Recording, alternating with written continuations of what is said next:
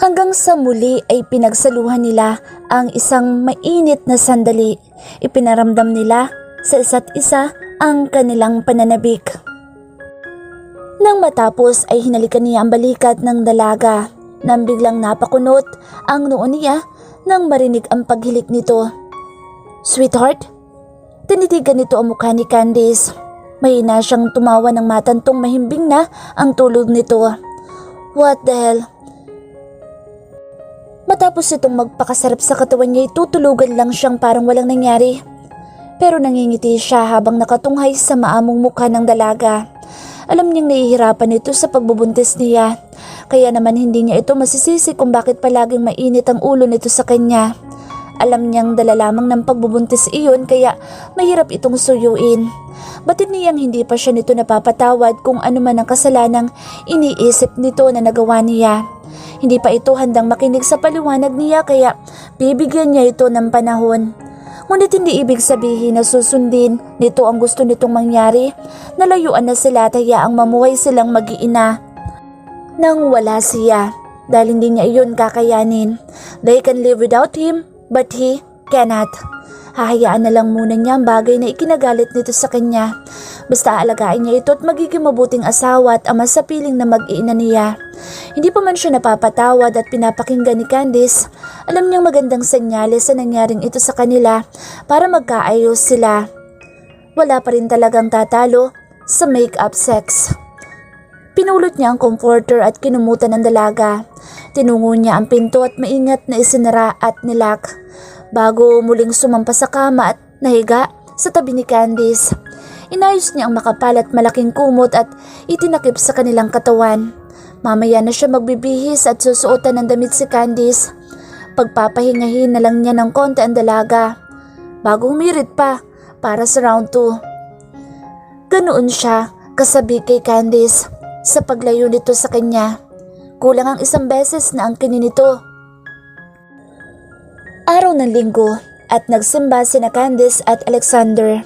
Kahit hindi umiimik ang dalaga kay Sandro ay panay pa rin ang asikaso sa kanya. Kapag may morning sickness ay agad siya nitong dadaluhan na taalalayan. Kada umaga din, pagising niya ay may pagkain na sa silid.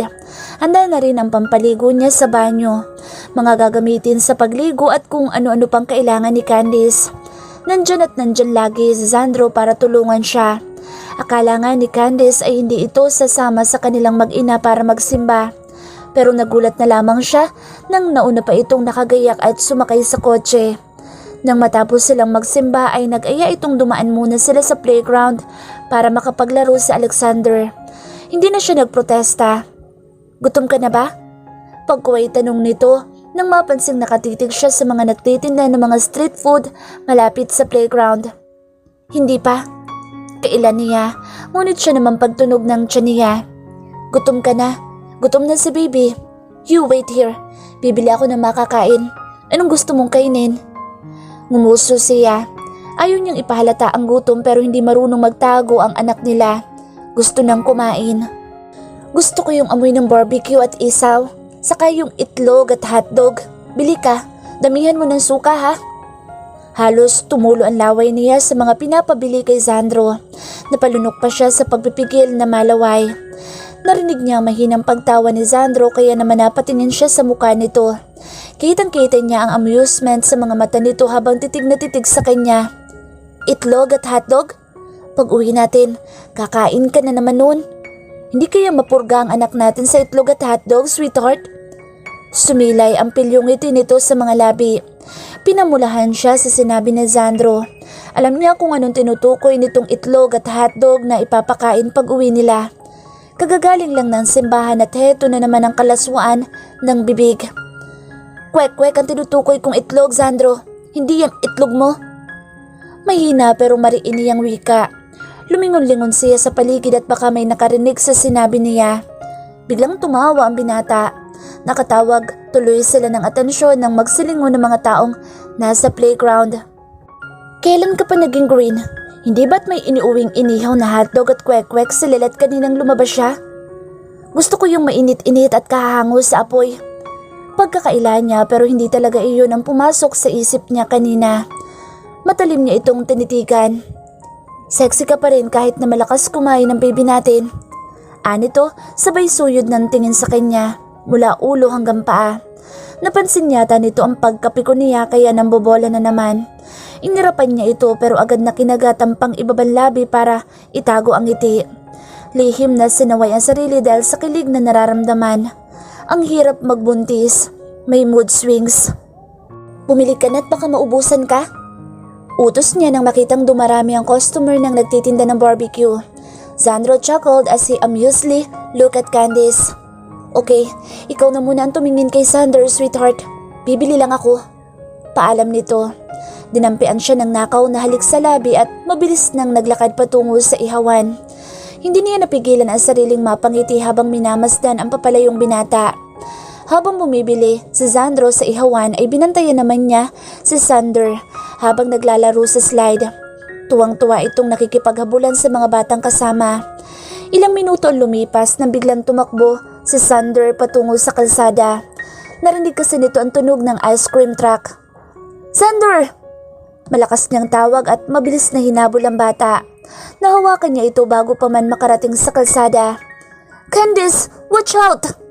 Nagulat na lamang siya nang marinig ang sigaw ni Xandro, kasabay ng pagtalsik nila ni Alexander. Narinig niya ang malakas na pagsalpok ng sakyan at sa paglingon niya kay Xandro ay nasaksihan niya ang pagtilapon nito sa kalsada. Xandro! Mabilis niyang kinarga si Alexander at patakbong nilapitan ng nakahandusay at dugo ang katawan ng binata. Marami nang nagsilapit ang mga tao sa kanila at narinig niya ang pagtawag ng mga ito sa ambulansya. Pinanlamigan siya ng katawan nang makita ang wala ng malay na binata. Umiiyak niyang tinawag ang pangalan nito. Pati si Xander ay pumalahaw na rin ang iyak at tinatawag ang daddy nito. Oh my God, Xandro! Sweetheart, please wake up! Wake up! Xandro! Halos maubos ang boses niya sa lakas ng sigaw niya. Nilukob siya ng matinding takot. Wake up, Xandro! Don't do this, please! Hindi nagtagal ay dumating ang ambulansya at kinuha si Xandro. Sumama sila ni Alexander sa ospital. Agad namang dumating sina Don, Alfonso at Lilette matapos niyang ipaalam sa tawag ang nangyari kay Xandro. Habang nasa labas sila ng emergency room ay may mga kinakausap si Don Alfonso sa tawag. Pinapaasikaso nito sa mga tauhan ng taong sumagasa kay Xandro. Pinauwi ng Don kay Lilette sa Alexander para makapagpahinga ito. Samantalang si Candice naman ay hindi makaupo. Palakad-lakad lamang ito. Bakas ang matinding tensyon sa muka habang hinihintay na magbukas ang ER. Baka kung mapano ka niyan, iha. Candice, umupo ka na muna. Tawag ng Don nang matapos itong makipag-usap sa cellphone. Natatakot ako, Papa. Napilit din siyang umupo nang akayin siya ng ama. Calm down, iha. Malalagpasan ni Xandro ang lahat. Walang mangyayaring masama sa kanya. Hindi ko pa nasasabi sa kanyang napatawad ko na siya at handa na akong pakinggan ang mga paluhanag niya. Muli siyang umiyak nang maalala ang pagpipilit ni Xandro na magpaliwanag sa kanya. Ang pag-aasikaso nito sa kanya kahit na sinusungitan at itinataboy niya ito. Nasa kustodiya na ng mga pulis sa Almira, iha. Siya ang may kagagawa nito. Paparating na ang mga pinsan ni Xandro, iha. Kaya huwag ka nang masyadong mag-alala at baka mapano ka pa at ang apo ko. Xandro loves you. Hindi iyon basta susuko. I'm sorry, Mrs. We tried our best to revive him but he was dead on arrival. Parang nabingi si Candice nang marinig ang tinura ng doktor na umasikaso kay Xandro. Tila nauupos na kandilang bumagsak siya sa upuan. Her body was shaking and cold. She felt numb as her mind strained to process the doctor's declaration. Patay na si Xandro. Parang patalim na paulit-ulit na sumaksak sa dibdib niya ang tinura ng doktor. Sumasakit ang puso niya. Bumibigat ang kanyang pakiramdam. Hanggang sa tuluyan na siyang umiyak. Sinisisi niya ang sarili dahil sa nangyari kay Xandro. Hindi man lamang niya nasabing napatawad na niya ang binata. Lalo siyang napahagulhol. Kung pumayag siyang ayusin nila ang gusot sa pagitan nila, siguro'y may pagbabago. Malamang umuwi sila sa bahay nito at walang aksidenteng nangyari. Naramdaman niya ang pagtapik sa kanyang balikat ngunit hindi niya ito nilingon at pinansin. Nanatili siyang tahimik na lumuluha. "Candice!" Tawag ni Randy sa dalaga nang marinig ang hikbi nito habang nakayup-yup sa upuan. Nakaramdam siya ng awa sa dalaga dahil batid niyang pagod at puyat ito. Wala pa itong sapat na pahinga. 4 na araw na simula nang malagpasan ni Sandro ang kritikal na kondisyon. Bagamat hindi pa ito nagkakamalay, ipinasigurado naman ng doktor na malaki ang chance nitong malagpasan ang bingit ng kamatayan. Ayaw ni Candice na magpahalili sa pagbabantay, kahit anong pilit nilang magpipinsan at ng ama nitong si Don Alfonso. Nag-aalala na tuloy ang lahat sa dalaga at baka mapano sila nang dinadala nito. Muli niyang niyugyog ang balikat ng dalaga para magising. Bumili lamang siya ng pagkain sa labas at pagbalik niya ay tulong na ito. Hindi pa ito kumakain. "Candice, gumising ka muna nang makakain ka na." Narinig niya ang muli nitong paghikpi. Napailing siya. Mukha yatang nananaginip ito. Nilakasan niya ang pagyugyug sa balikat nito at sa wakas ay nagising din. Pag-angat nito ng mukha ay natantungan niyang umiiyak ito. "Nananaginip ka?" Anya, sabay kuha sa tissue box at iniabot sa dalaga. Nagpasalamat ito. Nagpunas ng luha at tumitig sa himbing na si Sandro. "Masamang naging panaginip ko kay Sandro, Randy." Garal-galang tinig nito, halatang pinipigil na umiyak. "He will wake up for you and your children, Candice. Kailangan mong magpakatatag at magpahinga ng maayos. We are all worried of you.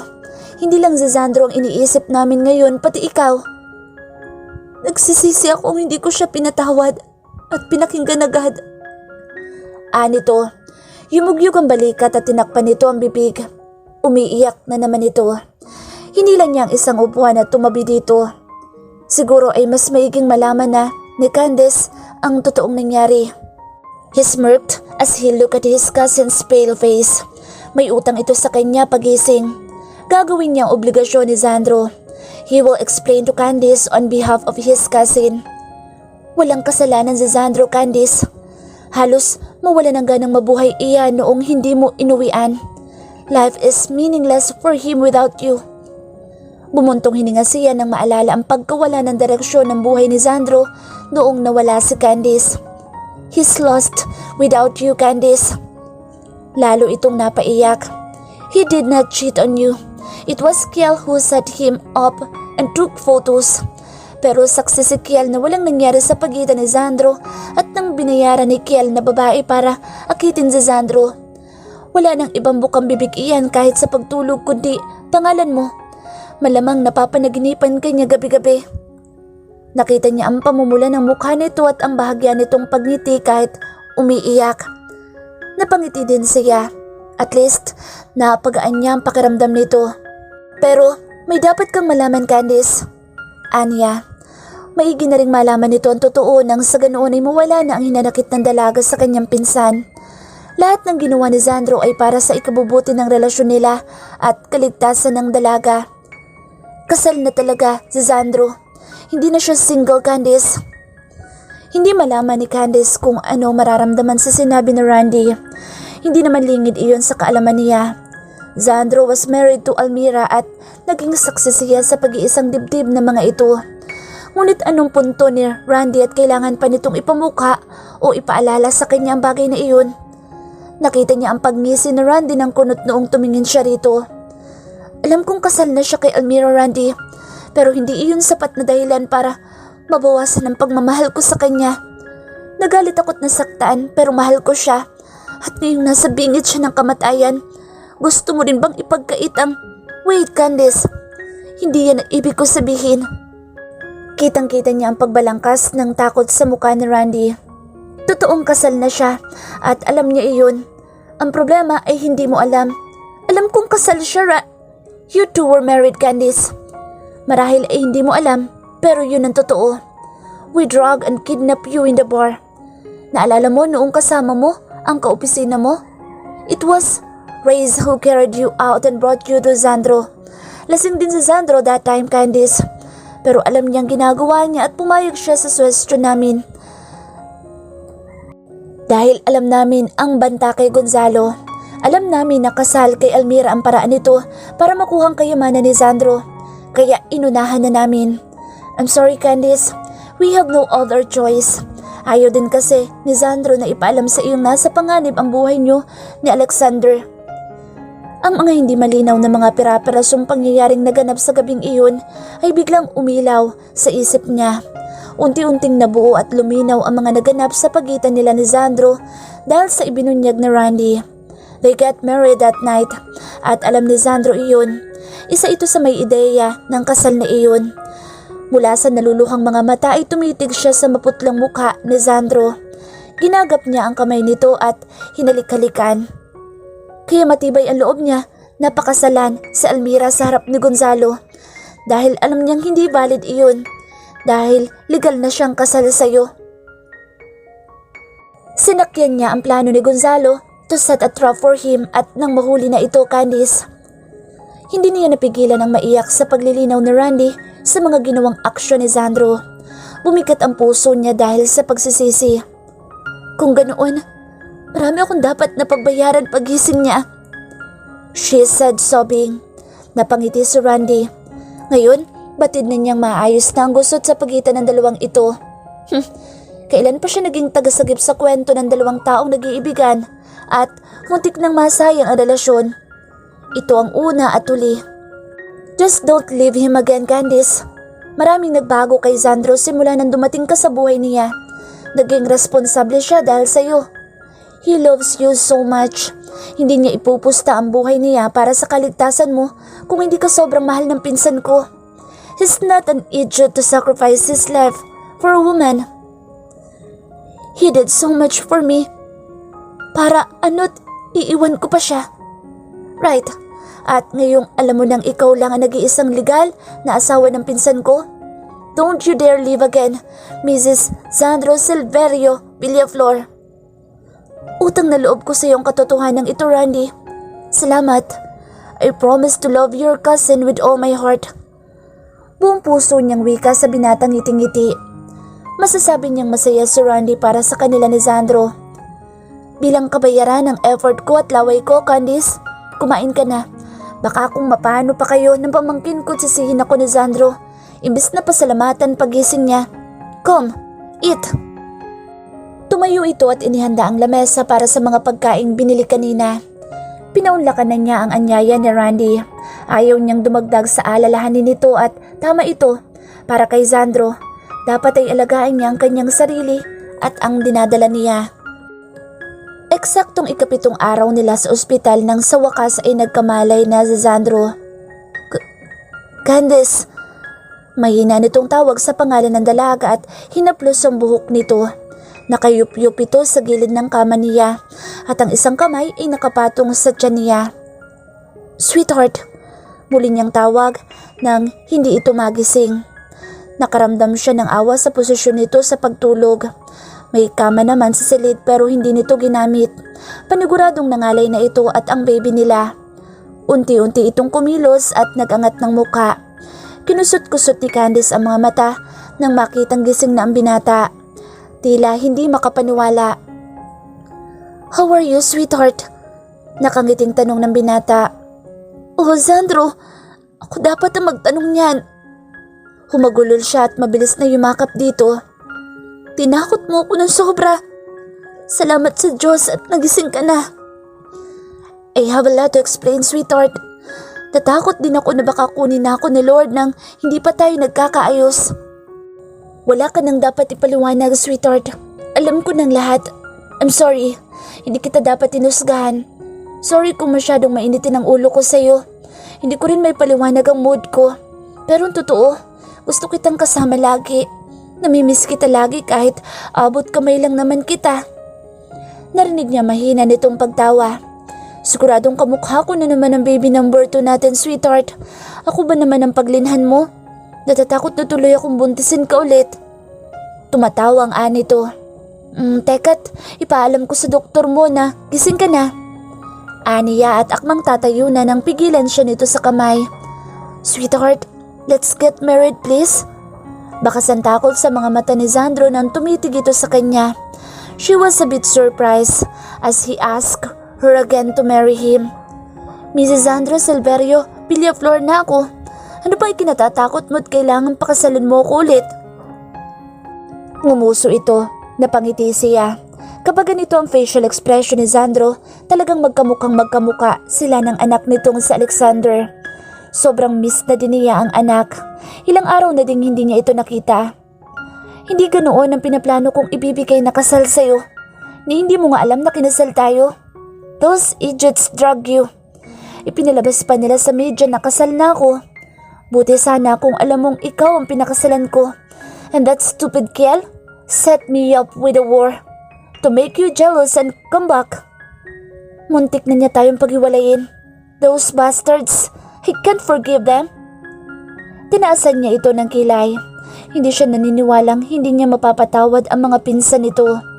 Close ang mga ito sa isa't isa at batid niyang mahalaga sa binata ang samahan ng mga ito. Halos ayaw ka nang iwan ng mga pinsan mo kapag binibisita ka nila dito. Kailangan mo na silang patawarin dahil humingi na sila ng sorry sa akin.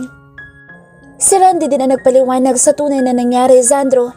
Isa pa, kwento ni Kiel, binitak mo ang bibig niya dahil sa ginawa niya sa'yo. Call it quits, sweetheart. Pakakasala naman kita kahit ano pang kabalustugan ang ginawa ng mga pinsan mo sa atin. Yumuko siya't dinampian ng halik sa labi ang binata. Ngunit hinawakan siya nito sa batok at pinalalim nito ang halik. Hinihingal silang kapwa ng maghiwalay. Pakakasalan kita at ipapaalam sa buong mundo na ikaw ang misis ko. Wala nang iba, sweetheart. Excited nitong wika. Ako lang naman talaga ang asawa mo dahil si Almira nakakulong na. Siya ang driver ng sasakyan ng sumagasa sa iyo. Pagpapaalam niya rito. Alam ko, sweetheart. Alam kong siya ang may-ari ng sasakyan na iyon. Namataan ko hindi kalayuan habang bumibili ng barbecue. Kaya mabilis akong tumakbo nang makitang paandarin niya ang kotse at sasalpukin kayo ni Alexander. Hindi mo alam kung gaano ako natakot nang makita kong babanggain niya kayo. At tinakot mo kami ng anak mo. Nakita kanyang duguan at nakahandusay sa kalsada. Paulit-ulit kanyang tinatawag at ginigising. Hindi nga daw agad napatahan ni Lilet pag uwi nila. Umiiyak at nagwawala. Hinahanap ka. Let's go home, sweetheart. Gusto ko na siyang makita. Kaya nga bitiwan mo na ang kamay ko nang maipaalam ko sa doktor na gising ka na. Tatawagan ko na lang si Papa para dalhin dito sa Alexander. Huwag kang mag-apurang umuwi. Magpagaling ka ng husto dyan at gusto ko na mag-design ng trahe de boda ko. Nangingiting tura niya rito at tumayo na naglakad patungo sa pintuan.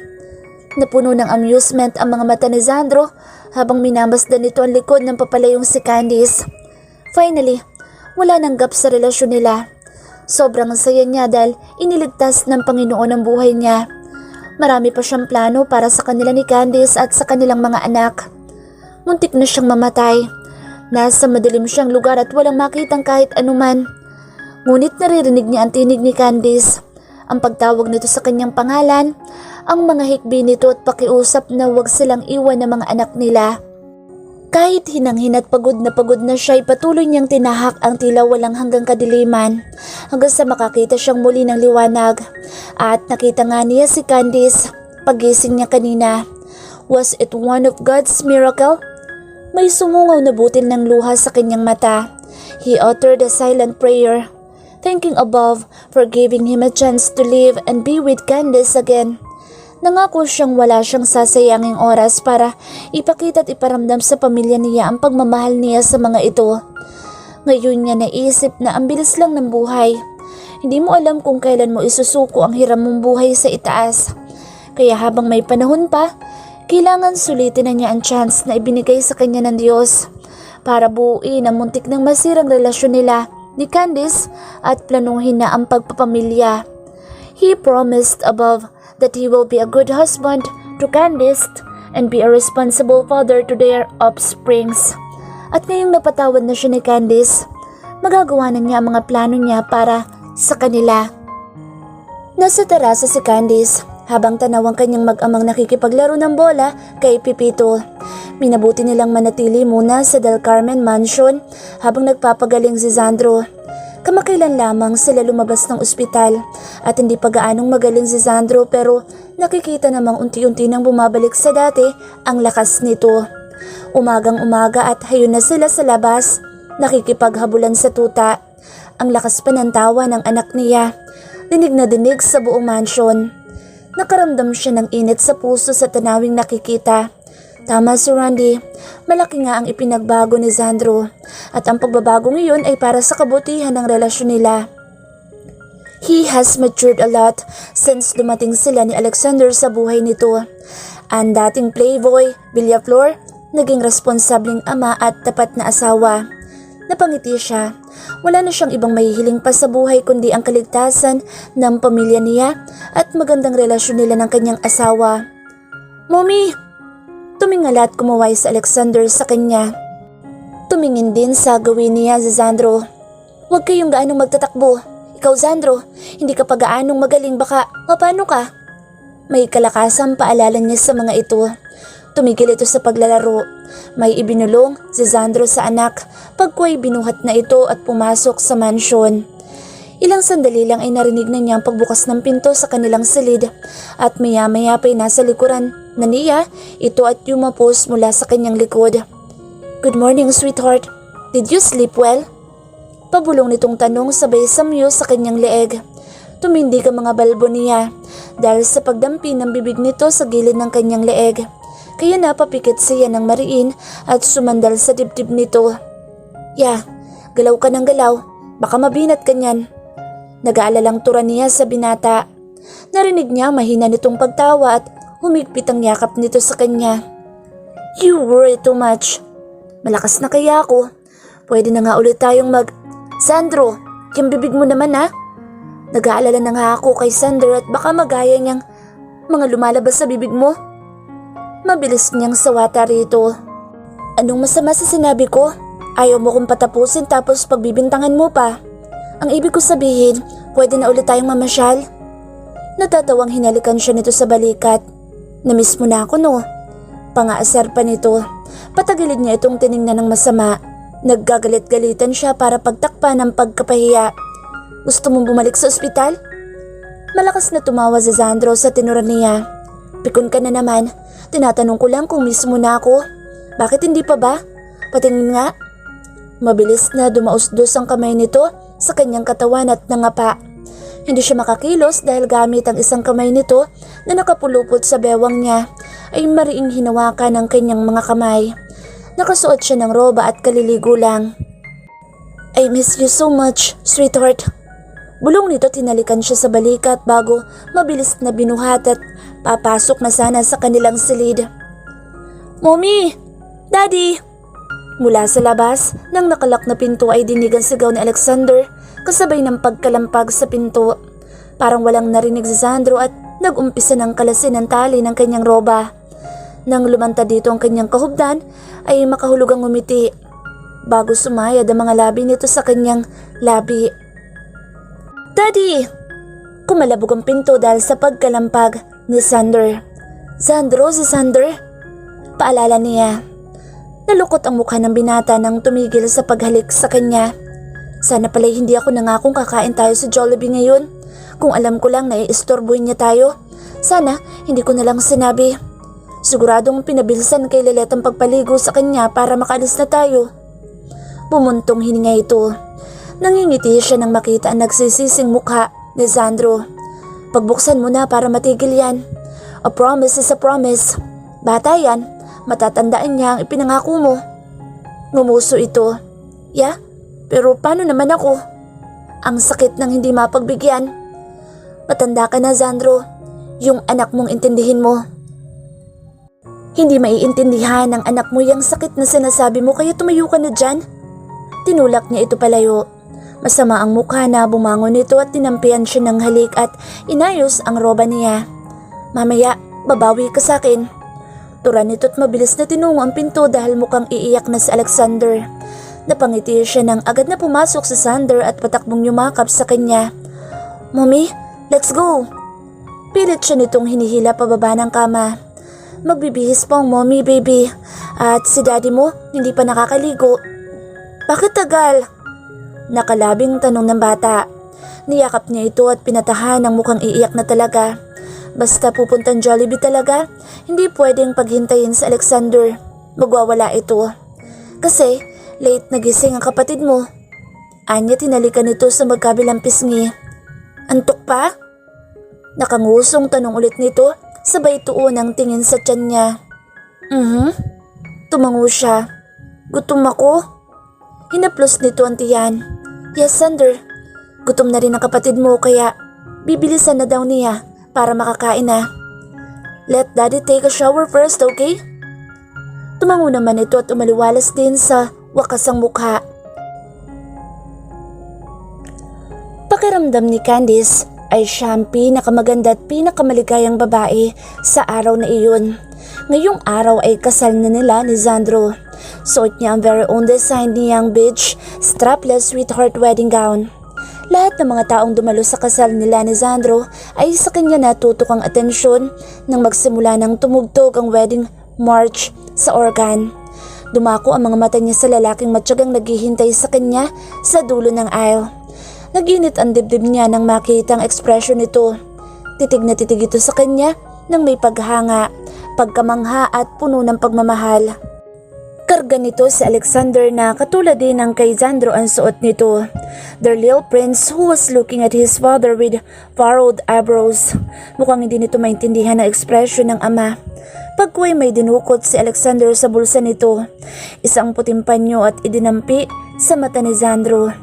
Naiiyak na napangiti si Candice sa nakita. Lalong uminit ang puso niya sa nakita. Habang naluluhang pinagmamasdan siya ni Sandro, si Sander naman ang tumutuyo sa luha nito. Nakita niya ang pagngiti ni Sandro sa anak. May sinabi ito dito at pagkuway ngumuso sa direksyon niya. Tumingin naman sa direksyon niya ang anak. Nang makita siya ay napaawang ang maliliit na labi ng cute niyang baby boy. May ibinulong si Sandro rito habang nakatitig pa rin sa kanya. Tumangutango naman si Sander. Napangiti na lamang siya sa nakitang reaksyon ng mag-ama niya. Kumurap-kurap siya para pigilan ang mga luha.